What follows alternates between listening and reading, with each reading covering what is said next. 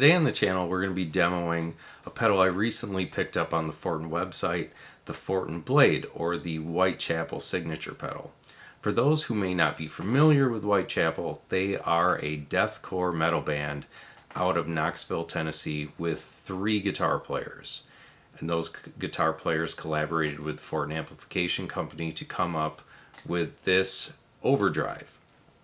This overdrive is advertised as more of an EQ boost, and I would agree with that. It's more of a tone shaper versus a boost that will literally boost your signal for playing leads above and beyond your standard volumes when you're playing with a band. But what I really enjoy about it is that the shaping characteristics remind me a lot of what they add, or Fortin adds, to their amps to kind of give them their unique flavor. So it's a way that a customer can get those Fortin modifications to their amp without having the amp actually modified. This pedal has 3 settings. There is a cut setting, a saw setting, and a deep setting. The cut setting is more of the treble setting of this pedal. It reminds me a lot of the Fortin 33. So somebody that is in the market to get a Fortin 33, you could technically buy this pedal and get some extra add-ons to the 33, because the 33 is basically a one knob, what I would consider to be almost a treble booster. The saw setting is the level setting on this pedal. It's not totally clean. If you go after 6 or 7, it does add a tinge of fuzz to your tone, as you may have heard within the intro riffs that I made for this demo. Additionally, the deep setting adds a bit of bass frequencies to your tone as well. For the demo at the beginning of the video, and what I plan to use for the remainder of the video, is this JCM 800.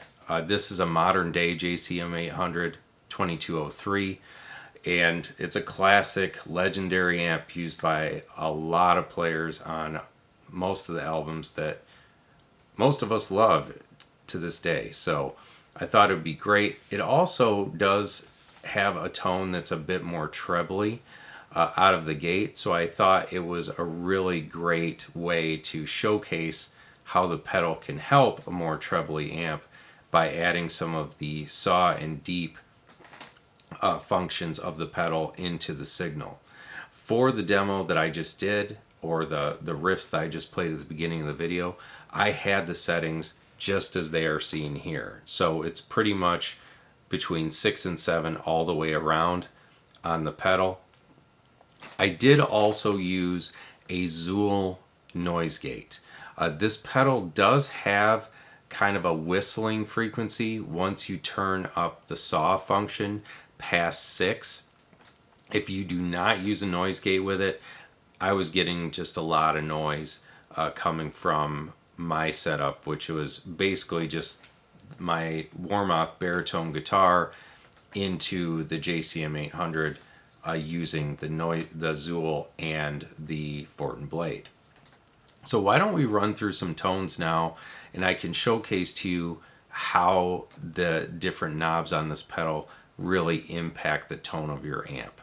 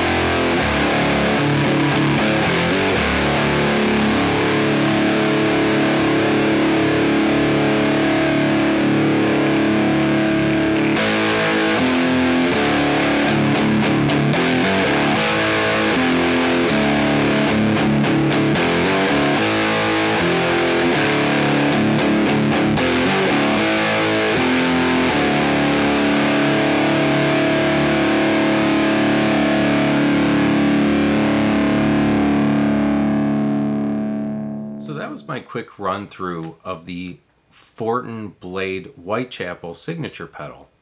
As you heard through the run through of tones, the saw setting does add a little texture of fuzz into the tone when engaged. In fact, when it's dimed, it's pretty significant.